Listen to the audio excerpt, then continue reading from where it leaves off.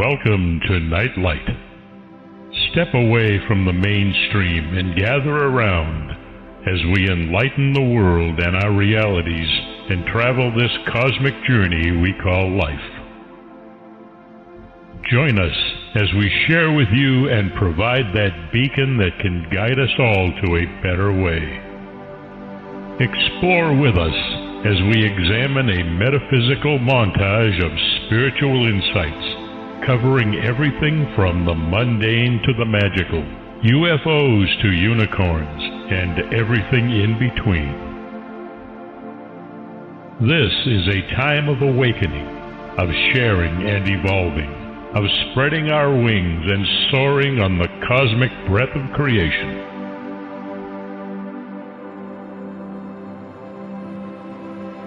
Come and join with other light-minded spirits as we weave our lights together to seek understanding. I'm so glad you could join me tonight. This is my favorite time of my favorite day of the whole week because it's the time when I get to talk to somebody who talks my own language.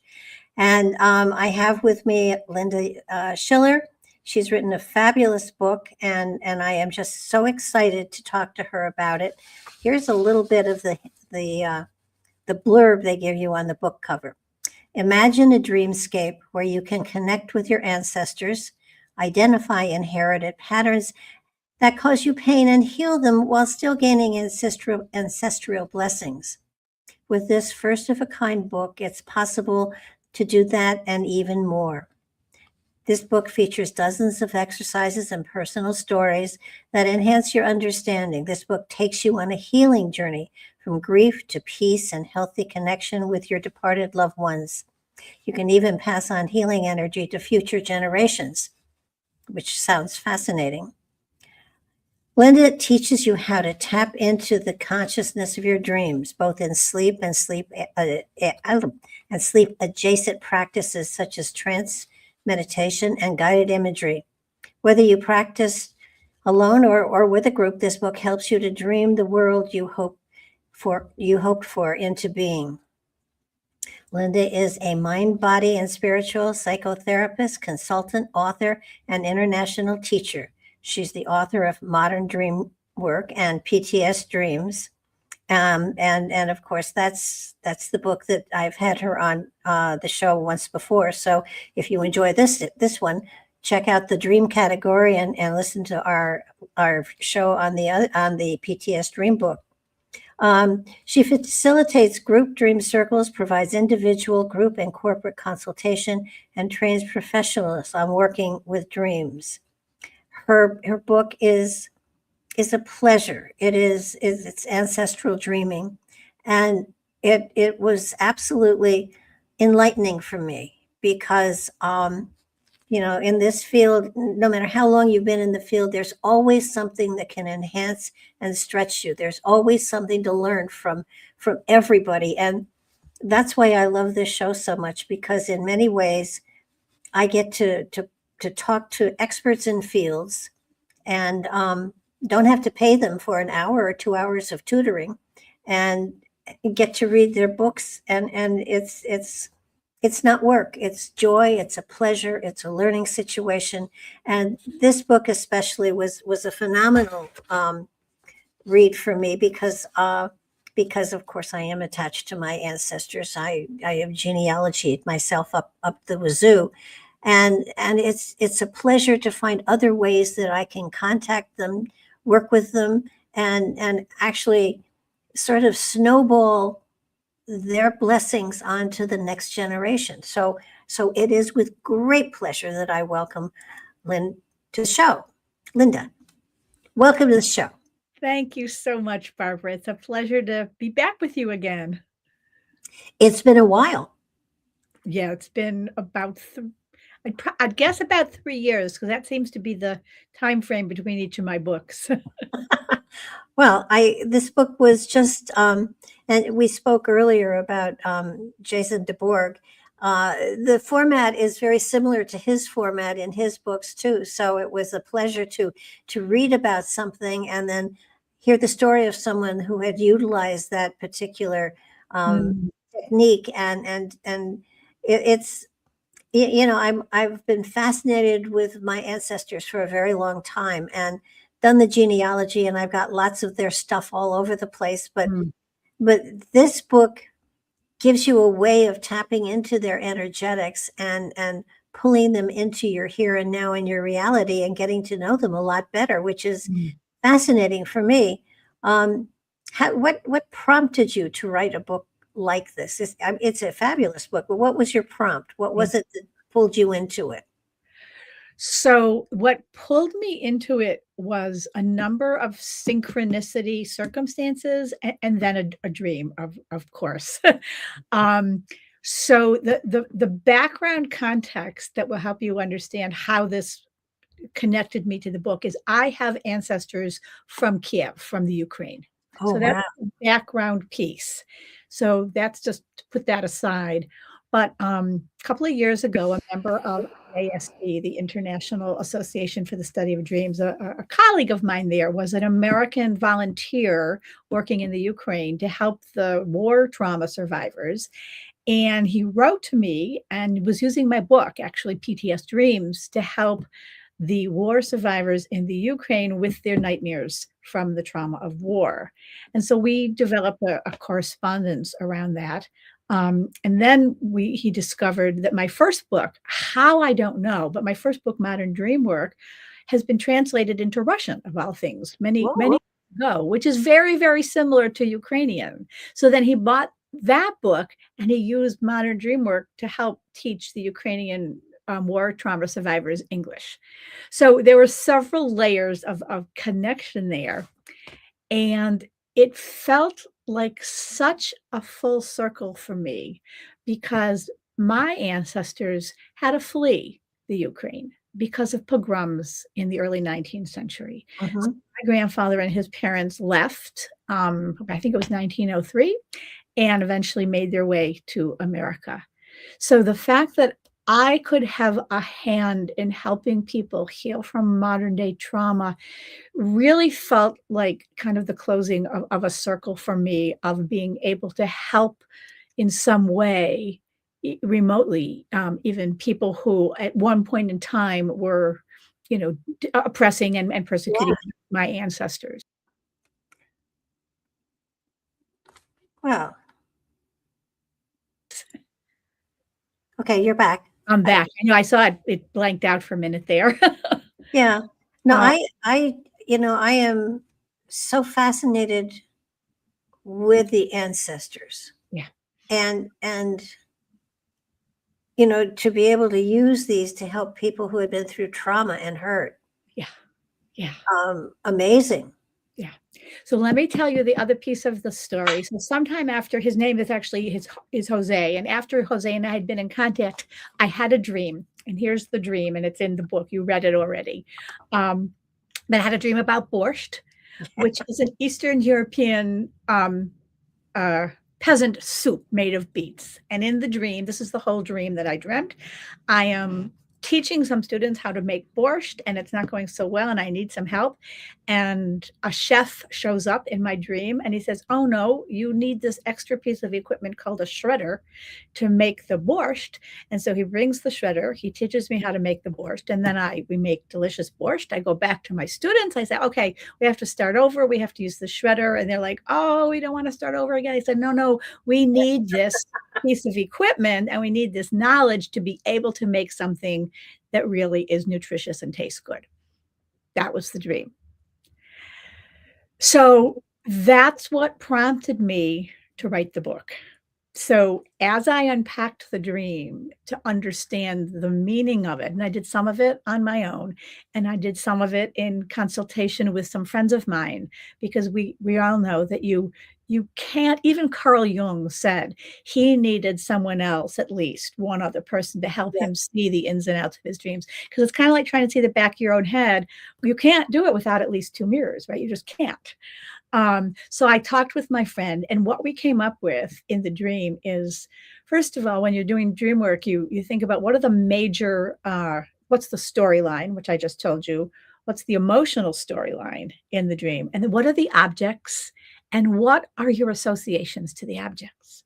So in my dream, my emotional storyline was I was really curious about why it wasn't working at first. I was really happy about getting his help, and then really excited about teaching other people about how to make borscht. So borscht, what is borscht? It's made of beets. Yeah. Beets are red. They grow in the ground. Their roots grow in the ground. So a beet is often called a blood root.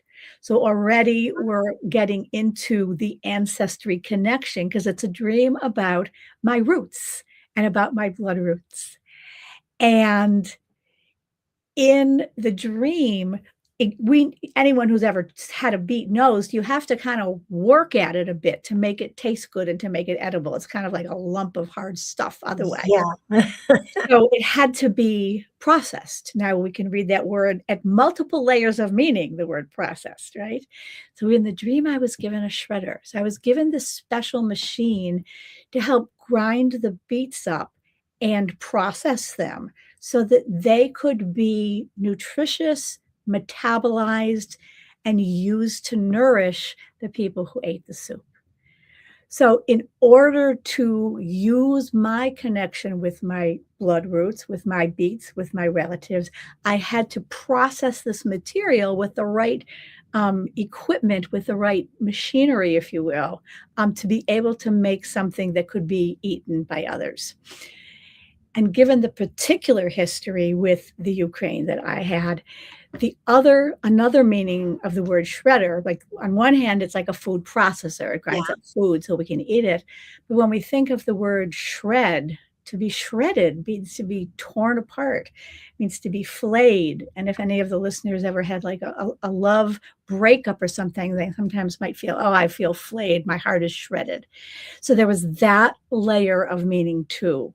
So what I took as my intention and then the action step, right? Because a dream isn't done until you've figured out not only what it's telling you, but what it's asking you to do, and then start to do it. So my action step was to make my blood root ancestry images and relationships palatable and available so other people could also heal any ancestral wounds that they have. It's a great story. And I thought when I saw you were making soup at first, I thought, oh, this is great because it took something mundane and you were able to extrapolate some very important information, that you could share with other people. Yeah. And that to me is amazing. Now you have 6 ways you delineate that ancestors will try to contact us.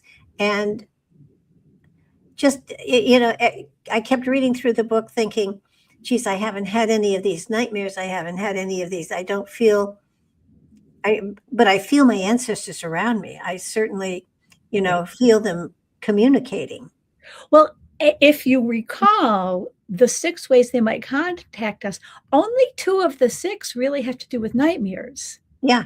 Right? The others are gentle, loving ways they might contact us to give us a blessing, to give us a gift, to give us information, to give us assistance in something, and then to ask to be remembered by us and subsequent generations. And then there are 2 categories where if they died with unresolved pain or wounds or trauma, they may not have been able to finish going all the way over to the other side of the veil, and they're stuck in between, and they're asking for our help. Yeah. So that's one of the things that might be connected with nightmares. And then the other one is if we had ancestors who were grudge holders. And sometimes, from generation to generation, there's a grudge, there's bad blood. We might know why, we might not know why.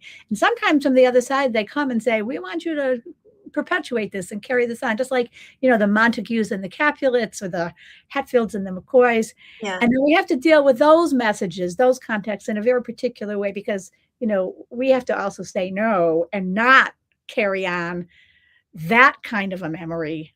So our job might be different depending on the different ways our relatives passed, our relationship with them, and what reason they've come to us for.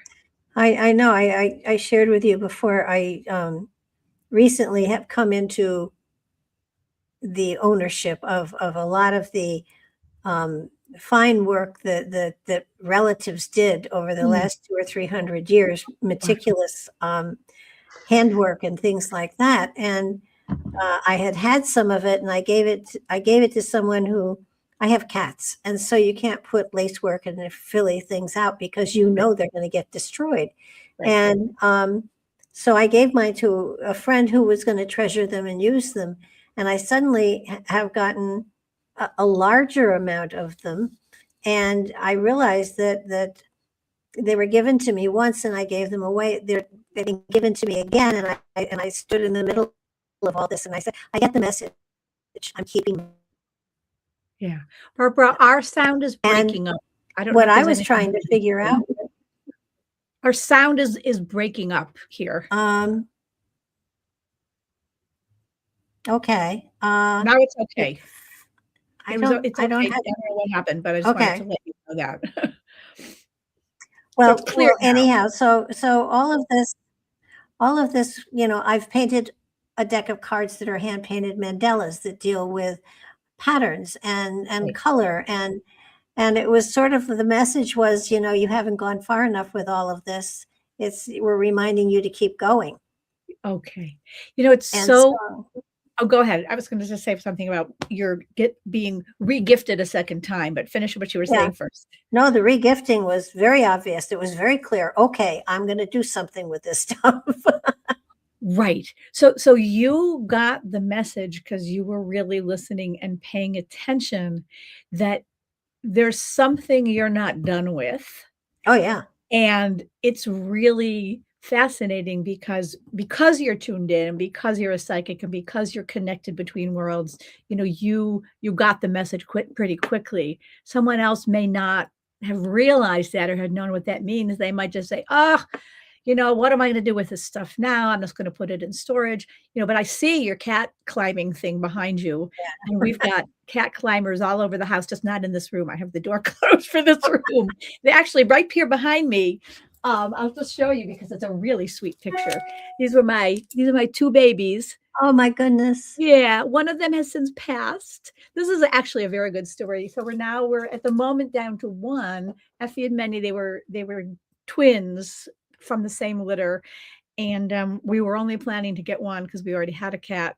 And well, we couldn't leave the other behind because they were joined at the hip. So we brought them both home and they were great cats. And about 2 years ago, one of them died. And the cat we have now still left, Effie, one day got out of the house. And they occasionally get out of the house, even though there's too many wild animals around, so we don't want to let them out too often or unsupervised. He immediately ran to the corner of the backyard behind our forsythia bushes where we have a little cat cemetery. And he started sniffing around at his brother's grave. Well, it was just fascinating to watch him do this. I have been a fanatic with, I was called lovingly the cat lady because at one time when I was doing the show, I had 12 of them. And that's a lot of litter to scoop. No, my late husband brought 3 when we got married, and that took us to 12. And I looked at him and I said, you have to bring the cats or you can't come. But you have to do the litter boxes because it will be overpowering. And so we had lower level cats, we had middle level cats, and we had upper level cats. They never left their level. And on my refrigerator, I had a list of how many mice. We were in the woods, so how many mice each of them had gotten over a season. And the upstairs cats won because they also had caught birds that had come in through the cat door. So, even though we don't live in the woods, we live in sort of like a suburban area of Boston. Periodically, a mouse will somehow get in, and our cat will leave a little present for us, somewhere. Just happy when it's not on the bed. After my husband died, one of my cats woke me up and dropped a mouse on my chest that was not all the way gone. Ouch. And So I had the bedroom door closed for quite a while. Oh, yeah. But back to dreams. I want to Yeah. let's talk about the 6 ways you delineate how our Okay. ancestors come through and try to contact us, because Yeah. lots of times people won't understand that it's not something that's current, but it deals with ancestral stuff, and it's important to help to resolve that so that we don't carry it forward to the next generation. Right. Unless it's something we want to carry forward. Yeah. Right? If our ancestors have come, like, so the first way they come through, what I talked about in the book, is simply to say, I'm still here. Yeah. You're not alone. I'm not really gone. And they can come in sleeping dreams. They can come in those dream adjacent. We're walking in the woods, and all of a sudden you just feel their presence. And that's true. That's not just your imagination. And in dreams, there are two kinds of ways our friends and relatives can show up. One is as a dream character or a person in a dream, and the other is as a visit. And they're both good and they're both valid, but they're a different kind of connection. Because in the dream, there's a person who looks like your mom or looks like your husband, and you know it's them, but it's not really them. It's somebody in the dream. Yeah. And so you're experiencing the dreamness of it in the moment of whatever else is going on in the dream. But when we have a visit, there's what Eugene Gendlin, who developed focusing, called felt sense. And we get that frisson, that vibration, that feeling in our bodies that some real person is there in the room with us. We can smell their aftershave, or feel their jacket vibrate. One woman said that she could feel her husband kiss her cheek one night, years after he had passed. And it was just as real as if he had been still sleeping next to her. So the quality of a visit is different Yeah. when they come through that way. Yeah. I know that that a lot of these the two of the ones that are the hi, we're still here, and the you know remember us, and send our story forward, Right. which is really, I think that's the other thing. I have these gorgeous handmade quilts that Ah, had to take forever to make, and it's sort of like they had been in cedar chests and things like that for, I think the ladies that made them, it was 170 years ago.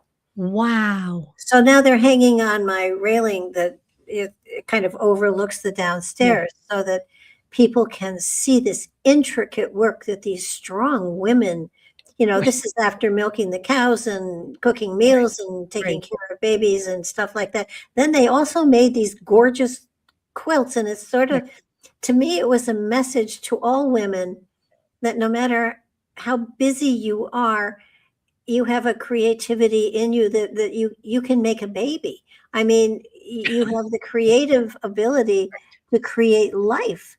Right. And if you put your hands to work in creating something that is of a creative nature, it enhances your own spiritual development and enriches your life. Right. And that creativity can be quilting, it could be painting, it could be writing, it could be Yeah. dancing, it could Oh, be doing theater, it could be writing poetry, it could be any form of creativity. And what I'm particularly struck by, Barbara, with that story that you just told, is that you found the way to make meaning out of the inheritance of these quilts.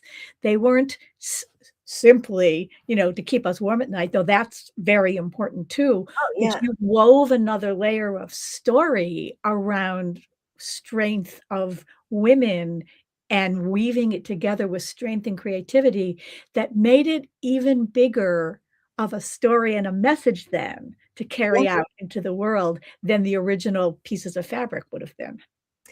Yeah, I think that, I always I preach creativity. I preach it Mhm. because to me it's the creative energy that fuels our spiritual growth and development. Yeah. And so I when I thought, it's almost as though they are providing me with another way to express the journey that we're on this lifetime. Our lives are a quilt. We are a mosaic. And yeah, go ahead. Sorry. And to recognize the pieces of our life create a mosaic of eternal growth and love. That's beautiful. It's very not surprising. Since writing this book and starting to do podcasts, I don't know if you can see it on the show because my name is right covering, but I have this really beautiful necklace on. I don't know if you can see it. I can't see it because my name is covering it, but yeah, it's all these little tiny glass crystals, and it was my mother's. And when she died, as the only daughter, I inherited the jewelry. Most of her jewelry was not my taste in what to wear, but this was totally my taste. So I've made a point of wearing it when I'm talking about ancestors as a way to honor her and keep her with me while I'm doing this work and bringing her story forward. And I feel like every time I tell the story of, the necklace and bringing her forward, I hear my daughter's voice talking about what she got from her grandmother and her future children, which haven't been born yet, lurking in the wings. I'm waiting to inherit this as well. Well, I think that it's important to give today's generation is very different from when we were kids. Yeah. And I have a granddaughter who's now 21, 22. A long time ago, going back maybe 70 years or so, it was very in the whatever it was the gold beads, not the pearls, but the gold beads. Oh, okay.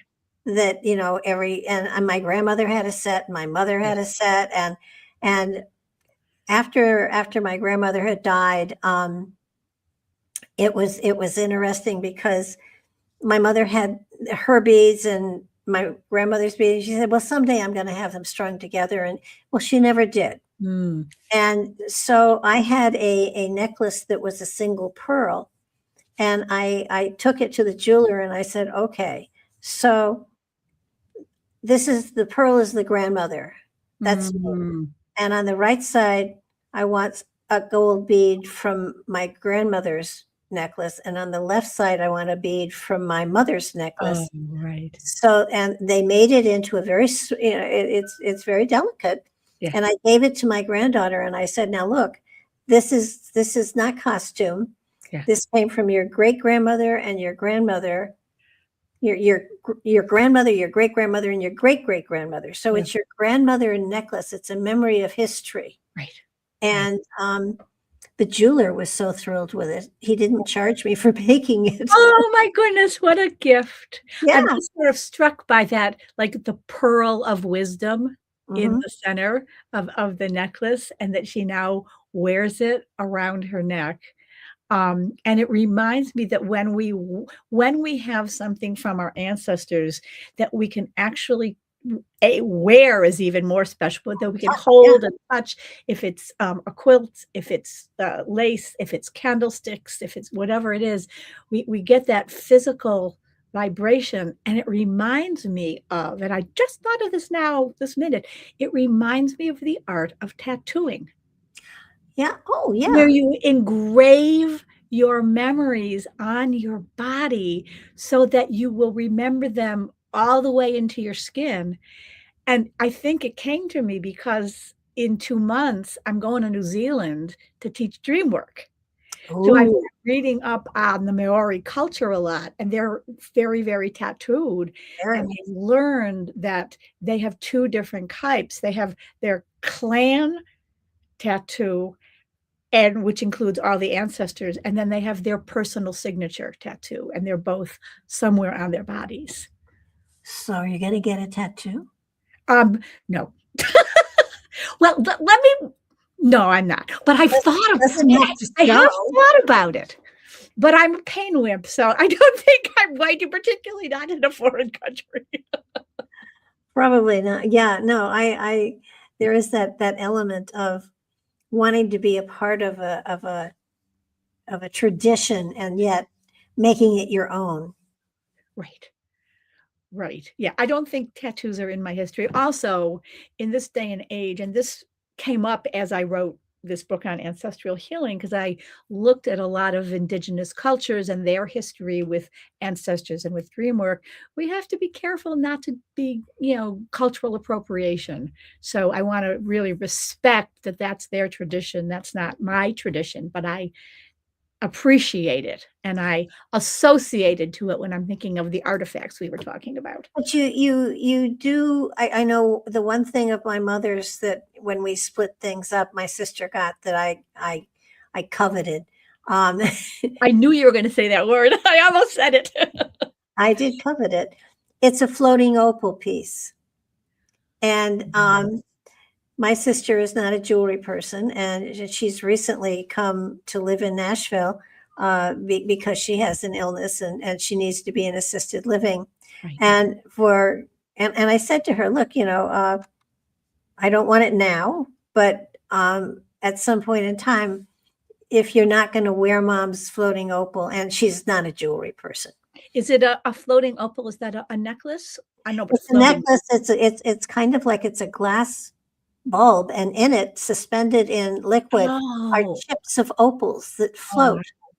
And she gave it to me for Christmas, and I am so thrilled that I got it, and she didn't have to die, and that made it even more special. Yeah. But as when I hold it, it's like a meditation, watching the chips in it float around and just the iridescence of them, the colors and everything. It's like a meditation, and it's like my mother's there. Yeah. It's just amazing. That's wonderful. I'm so happy for you and happy that your sister was able to gift it to you, so you get it it's like a double gift then. Yes, without croaking. Yeah. Yeah. I'm the only one it would have gone to, but still, it was a lovely gift. And but back to the dreams, because much as I love your work and all of this makes great sense to me, because I don't really have. How do I invite the ancestors are all around me. I trip over things from them. I've got tons of them here. But what if I wanted to have a closer connection? How do you invite them into your dream state? That's a great question. So the first step is you have to want to, right? So if it didn't matter to you, or you don't care, or it's like, oh, whatever, then they're not going to probably come unless they have something really, really important they want you to know. But so the first step after being interested in connecting with them sometimes is to issue an invitation. Because sometimes our relatives are very prim and proper and would not dream of showing up without a proper invitation. So you can invite them by simply, before going to sleep at night, saying, hey, mom, hey, grandma, I'd love to have you come and pay a visit in my dreams. I'm open and ready to greet you. And that might be enough. If it's insufficient, the next step is to make it more concrete. And then you get your dream journal, which hopefully listeners who are interested in their dreams have right next to their bed. Yeah. Because dreams are like whiffs of smoke and puffs of air. You sit up too fast, they're gone, because they come from another place in our consciousness. So in order to really retain the memory of what we dreamt, we have to anchor it in writing. So we'll get back to that later, but you can use the same book that you write your dreams down in to write an invitation to whoever you would like to invite in. And you can be very generic. You can say, Dad, I'd really like to see you in my dream tonight, and please come. Or you could say, Dad, I've really been wondering about X, Y, or Z, or I'm really missing you and I want to ask you some questions, and here are the questions I want to ask you. You can write, a whole little narrative there, and then put your attention on that before you go to sleep. And you're greatly enhancing the possibilities then that they will see the path open and welcoming for a visit. Well, And then just not to give up if they don't come the first couple yeah. times. Well, I think a journal is an important thing for everybody to have, and for synchronicities, for coincidences, for dreams, for you name it, recipes. I tell people to get just a spiral binder, and because lots of people will buy the journals and they're too good. I want to save it for something special, and they never write in them. So it's for me. It's just when something neat happens, put it down. You want to remember it. You want to remind yourself. But one thing also, I want to add on to your, write it down immediately. I have mine in the bathroom. Because the dream will stay where with you me. go when you wake up at night. Yep, I'm in that party too. I've been known to get up from bed, grab my dream book, and carry it with me to the bathroom. The older you get, the more likely you are to need to take it with you when you go, rather than sit there. I mean, let's be real. You talk about the container of sapphire light protection to use before you do journeying, and that is a phrase I have heard in context to lots of things as far as using it as a spiritual protection. Yeah, right. So the color blue in general shows up cross-culturally all over the world, across time, back, centuries and forward as well. Varying shades of blue show up as the color of the gods, of protection, of healing. The Hindu gods and goddesses are often painted with blue faces. If there's any sci-fantasy fans out there, in Avatar, the movie, all of the beings were blue. They had blue faces. And this particular color blue is what is written in the Tanakh, which is the Hebrew Bible. When Moses goes up on the mountain, he wants to encounter God face to face. I'm using the word God, by the way, just as shorthand. So fill in the word of your choice, the divine energy, whatever works for you. So he wants to encounter the divine, but the divine says, no, because no one can look into my face and still live. But so they make a deal. So Moses turns his face, right? This is all in Exodus, I think, into the cleft of the rock, and the divine passes behind him. And then when Moses peeks, all he sees are the bricks underneath the divine's feet, and they're the color sapphire. That's the color of them. And that color shows up a few other times. It shows up in the story of Ezekiel, when Ezekiel with the wheels spinning around and the chariot. So the chariot is sapphire as well. So in the mystic tradition of Kabbalah, this color sapphire was chosen by Colette, who was one of the first female Kabbalists, to be the color of divine healing and protection. And then she passed it on to her students, who then have passed it on. And I'm in that line now of carrying the color of protection forward. Well, it's also the color of the throat chakra, right? Which is, communication and creativity, and so that does go along with the color being important for protection, because in the work that we do, it is important to have a form of protection, something around you that protects you. And I love the fact that you brought it in with a color that related to ancestry work, because in many ways, when we ask for protection, we are drawing on that ancestry link as well. Right.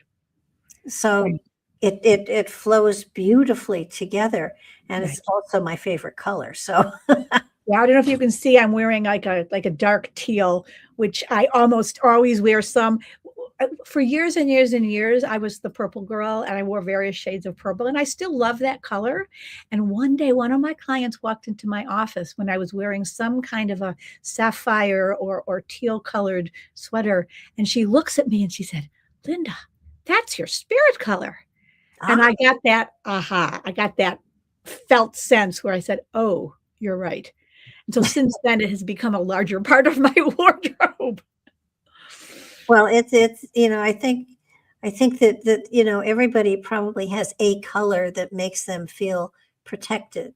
Yeah. And if I think that in this work, in this field, whether it's dreams, whether it's remote viewing, whether it's out of body, exploration, having some form of protection is very important. And what's really interesting and important is it's protection and connection, both. And later on in the book, I talk about when we need protection and when we need connection. And sometimes we need both. So when we form that circle of sapphire light around us, it's to be a boundary. And as I talk about in the book, a boundary is not only something that keeps things out, but it actually has several layers of function. And I learned this years ago from my work with Judith Swack from HBLU, Healing from the Body Level Up. And the boundary balance, the boundary itself keeps things out and lets things in, keeps things in, lets things out, and then connects across other boundaries. And the metaphor that she was a biochemist before she became a body, mind, spirit teacher, was a cell. So if we think of the blue circle of light as a cell wall, depending on the need, that cell wall, that blue boundary, can serve any of those protective and connective functions. One of the other forms of protection that it's a really old one, and it comes from the spiritualist church, that to seal the energetic that is you, if you cross your ankles and fold your hands, you have sealed yourself. So you have to get through. Interesting. And it's such an old wives' tale that to me it must have some meaning to it and behind it, because it's been around a long time. Well, in the Abrahamic faiths, which includes Judaism, Christianity, and Islam, we all have the same ancestors. So our spiritual books all overlap in some way, shape, or form. Absolutely. And that seal shows up in all of those books. And I'm sure in other traditions as well, some version of the word seal. To it in Hebrew, it's called a chatima, which means to make us like a stamp, to close it, to seal it. Yes. And in chakra work, we want to make sure that our crown chakra is only open when we want it to be, and not just wide open to anything that wants to come in. We have to make sure it's sealed when needed. Absolutely. Yeah, because when you open to the universe, to spiritual energy, to whatever, you are trusting. Yeah. That and when you request it, when you put, this is what I'm allowing in, that's what happens. Right. But if you just are slammed wide open, it's kind of an open invitation to anything to come in. Which is exactly why when we are connecting with our ancestors, when we're inviting them, when we're in dialogue with them, when we do it consciously or unconsciously, whenever we can have some level of directionality and our own conscious connection with them, to be able to say that you want to invite in anything that's in the service of your own good, and keep out anything that would do you harm. But also to say, to let anything that's yours, right? Because when we're connecting with our ancestors, there are things that we want to hold. We want to hold that beautiful necklace of yours or the beautiful necklace of mine and Yeah. carry it forward. And there are things from our ancestors that we don't want to hold. So we have to discern and become aware of what is ours to hold and carry, spiritually or physically, and what is not. And this is where with a buck can stop here. If our ancestors died in pain, we don't want to pass that pain on from generation to generation to No. generation. I think that's something I really do want to cover Yeah. because there are times when we have recurring dreams that how do we know when it is an ancestor that is reaching out to us to heal something, or and if we have brought it genetically forward, excuse me, how do we tell that's something that is our lineage or from somewhere else that So those are two actually important and slightly different questions. So sometimes people say, how do we know if it's my lineage or it's like a past life or Yeah. something? And if something is a repetitive dream, it means that our higher self is trying to get through to us that something's important. Yeah. If it's a pleasant dream, a nice dream, or a scary dream, or a nightmare, there's something that we need to know and then do something about or take some action on. So we have to pay special attention to those repetitive dreams or repetitive dream themes. But if they are scary dreams or if they are nightmares, I really strongly recommend don't necessarily try to do this alone. Right. A lot of people, particularly in Western society, say, oh, I can do this on my own. I'll pull my bootstraps up and I can do this. And it's like, well, you might be able to, but you don't have to. And part of healing wounds, whether they're from our own life or from an ancestral connection or another lifetime, is to have that empathic, caring, loving connection with others. That in and of itself not only is healing, but that is what was missing during the original traumatic times. Yeah. So in addition to a lack of safety in whatever form that lack of safety took, there's a profound aloneness when we're frightened and when we're at risk or when we're hurt. And being with another or doing work in a dream circle provides that container of connection that we all need in our lives. So I'd really recommend that people think about how to do this with others, and then also to discern whatever we're hearing from our dream person, character, relative. They will be very clear if when we wake, we ask some more questions, even if we're not able to do it while we're asleep, but we can actually create a dialogue and you can do it in writing. And I recommend, again, so you don't forget it, or at least, talk into your device, but get both sides. So ask your mom or ask your grandmother, why are you here? And are you in pain? And if so, what kind? And what happened? And then you can figure out whether or not it's something that's actually true in your life. For example, a lot of people walk through life with I'm not good enough, I have no self-worth, I have no self-confidence, with that storyline. Yeah. Where did that come from?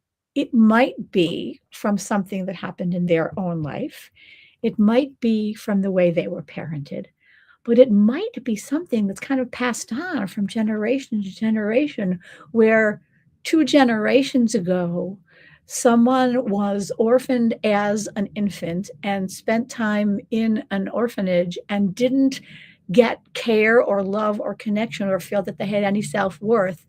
But since then, they married, had children, and then their children were given a very good home, and their children were giving a loving, good home. But somehow that thread is still gone through. Yeah. So then our job is to first become aware. And then once we're aware, we have choice. Is this mine to carry, or is this not mine to carry? And also, what am I then called on to do to help the person who is still suffering? Because they're gone at this point from their physical body. And whatever circumstances they lived in that created the wound, they're not there actually in the physical body anymore because they're not inhabiting their body at this point. Yeah. But we can still help them recognize that they are now held in the light of the all, in the light of spirit, and we can send them love, caring, connection, safety, whatever was lacking for them, and send it with our thoughts, with our breath, with our physical hand motions, with our intentions, and invite them to feel the difference and that transformation so they can complete their journey to be held in the light. Yeah, that's, I've been fortunate, I've been thinking, ever since I read your book, okay, do I know of any major trauma to any of my ancestors? And I can't find any, but it may sometimes be triggered by a place in your life that resonates to something in their life, and that's what opens the door of the communication and the connection. You might also be, if you have, knock on wood, lived to 81 and you can't find a history of trauma in your family system, don't keep looking for it, right? You might be one of those blessed people who have inherited a line of love and connection and positivity, which is why you can do the work you do. That could well be. But you brought another thing that was in the thing for your book that I kind of want to point out. It says you talked both in sleep and sleep adjacent practices such as trance meditation and guided imagery. You don't have to be sleeping to have something like this happen or to deal with it. That's right. That's right. If you there's a wonderful word, it's called kavanah, and kavanah literally means intention. The root of the word is lekaven, and kivun means direction. So we point ourselves in the direction we want to go with our intentionality, and then we're much more likely to encounter that what we are looking for. Yeah. So when we're walking in the woods and we're quiet, we can be looking and listening with intentionality of what we want to heal or hear. When we're sitting in meditation, when we're journaling, and if we do automatic writing, for example, we can start with a question of intentionality and then just sort of create our circle of protection, whatever it is, just open the door for whatever flows through to flow, and you're not asleep, but you're in that adjacent state of relaxation where you have accessible to you information that isn't accessible to your left brain, busy waking mind. Yeah. Well, I think that's important for people to understand, because I know lots of people say, I don't dream, I don't have nightmares. And it's, maybe you're not remembering them. Maybe it's not something that you're conscious of, but you are capable of getting into that state of recognition of the other level of material. And it's really, when people say, well, I don't dream, and it's like, yeah, you daydream. And what's actually true, and you don't want to get into a power struggle with someone, but you can, if they're open to it, say, well, actually, scientifically, everyone dreams 5 to 7 dreams every night because we have REM cycles, and it's been studied by neuroscientists in the lab with electrodes reading our brain waves. We know, and the eyelids are going. That's what rapid eye movement, REM states, that's the word where it comes from. We just don't remember them. We tend to only remember the dreams we've had just before we wake up. And then we only tend to remember them if remembering is important to us. And if we're waking on our own accord, not by an alarm clock or a buzzer or a bell. because that jars us out of our sleep, perhaps not in the REM state. And if we're jarred out of our sleep in the theta state or the delta state, we're not going to remember our dreams. I've had a couple of times in my life, well, more than a couple, because I will be having a dream and I will wake and it's like, no, I don't like the way that ended. I'm going back and ending it a different way. Perfect. And I do, you know. That is exactly what I tell some of the people who I work with. I instruct or invite them to do exactly what you did spontaneously. And I say, this isn't where your dream ended. It's just where you woke up. Yeah. So it's your dream from your internal creative body, mind, spiritual self. Keep going. Add what you need to, change what you want until you get to an ending that's satisfactory. And I think too, people don't understand that our dreams are really, in many ways, giving us the script for what is yet to come. Yeah. So that you know, pay attention and focus on and start visualizing a better world, a kinder world, a more loving world. I mean, you know, and you know, yes, get it down to your own personal life, what you want and what you would like to attract in it. But it's a powerful tool, and most people don't use it. Right. And you know, no extra charge for when you dream of your own healing and the goodness in your own world, no extra charge for adding the planet.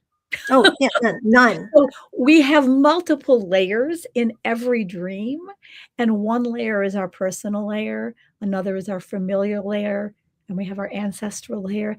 And then there's the intergalactic, there's the planetary, the transpersonal, the layer of connecting with the ground we walk on with Gaia. And that's all there in all our dreams if we want to peel back the layers. I'm glad you mentioned Gaia, because I want you to kind of go into what the Gaia method is and how it's used. Okay. So just now I reference Gaia as that's the name for our land, the earth we walk on, Mother Earth. I had the wonderful synchronicity of adopting that name as an acronym for a method that I developed to work with and heal nightmares. And I thank my dream circle for helping me come up with letters that actually fit into a word that has such a great association. Oh, yeah. So in my method, the Gaia method, it stands for Guided Active Imagination Approach. So it's based on sort of two pillars. And the first pillar that the work is based on is what we were talking about, is starting with protection. I'm an EMDR practitioner. It's just a body-mind form of healing, a therapeutic modality. And in EMDR, before we do the work with the traumatic event or memory, we first do resources. So we gather and develop resources to stay centered, grounded, and safe. And so we do that I borrowed from the idea from EMDR. We do that first in the Gaia method. And then once we've gathered our resources of people, objects, pets, spiritual beings, wrap your favorite angel's wings around you, whatever it is that makes you feel safe, then the next step before moving directly into the dream is to be on the outside of the dream and sort of peek in and see what you see, if there's anything you missed or any resources that might actually be there in the dream already that you might not have noticed the first time you told it. So one leg is this is from EMDR, the resource guide installation. And then the other is grounded in Jungian active imagination, where in our waking life, we then take our resources after we've made the bridge of connecting the two. So there's step one, and then the bridge, and then step two. And in step two, with our safety posse, I call it my posse of safety, we go inside the dream and we interact with the dream in order to bring healing, bring a resolution, redream the dream until the characters in the dream, the character that's you or that's standing in for you, has gotten to a safe place and is no longer threatened. And that sort of in a nutshell, it sort of there's more detail to that, Yeah. but that's in a nutshell, the Gaia method. Well, I think too, you had some very good examples of how it was used with people. And and I loved the process because it was kind of like, you're going into a battle of sorts. How are you going to protect yourself? And you can take anything you want with you. You can, you can muster an army if you need. And it was fascinating how in some of the dreams, when people went back in and were looking for what they missed, they missed what would save them. Yeah. And that I thought was fabulous. The lady who was swimming didn't notice that the dolphins were swimming right next to her to guide her to shore. And I think Jason DeBorg uses something similar to this because, as I recall, he had a story kind of similar, that there was something that he hadn't noticed that would have, made everything a lot easier if he had noticed it the first time through. So the great thing is you could repeat this and repeat this and repeat this until you find wholeness. Exactly right. Until you have come to a place where it feels okay, where you feel that settling in your body, because we are spiritual beings having a physical experience, but we feel things in our bodies. That's why it's called a feeling. So we pay attention to those cues from our body that lets us know, oh, I don't feel safe yet, or yes, I do feel safe now. Our breath, that settling, the muscles relaxing, some cue will let you know when you had the, oh, okay, it's okay now. Well, I think that's a great thing to point out, because there will be many that will say, kind of, I doubt it, but I'll do this anyhow, just to, I'll go ahead and do it to prove you wrong or whatever. And when you get to a place where you suddenly have that, whoo, and you have to acknowledge it because it's there. It's like, wow, I am not terrified anymore. Right. Or, and it's an amazing process. I think your book just over and over and over illustrates how important this kind of work can be, and especially if you have ancestors that have gone through Holocaust or tribulation of any sort, that you can be there for them, with them, and let them know that they're okay and they're moving on. That's right.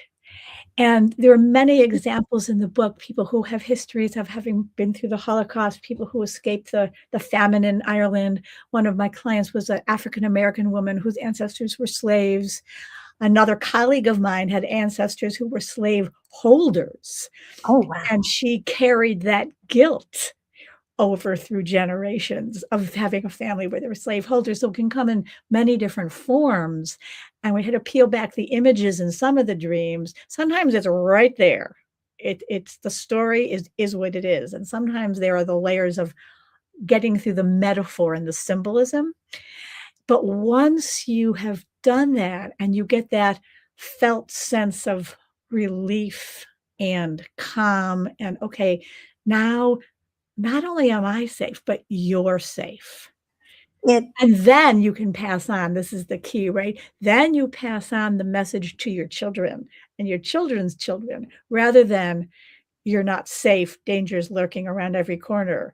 But yes, you have blessings, you have safety. You don't have to repeat this pattern. Oh, yeah. And I think one of the examples that you gave was in the book was a woman who was experiencing the trauma of her ancestor.